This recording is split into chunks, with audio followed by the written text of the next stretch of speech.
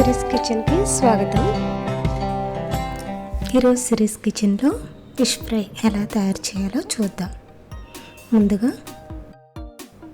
అరకిలో చేపలను తీసుకుని శుభ్రంగా కడిగి వీడియోలో చూపించిన విధంగా ఒక బౌల్లోకి తీసుకోండి.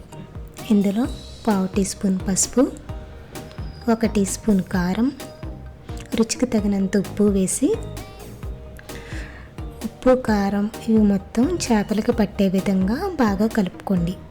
ఈ విధంగా బాగా కలిపి ఒక 10 నిమిషాల పాటు పక్కన పెట్టుకోవాలి. ఇప్పుడు స్టవ్ పై పాన్ పెట్టి వేయించడానికి తగినంత ఆయిల్ వేసుకుని ఈ విధంగా వేయించడానికి తగినంత ఆయిల్ వేసి ఆయిల్ని బాగా కాగనివ్వండి.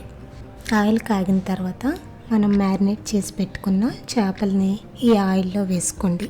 ఈ విధంగా ఆయిల్లో వేసుకుని స్టవ్ని మీడియం ఫ్లేమ్లో పెట్టుకుని చేపల్ని వేయించుకోవాలి.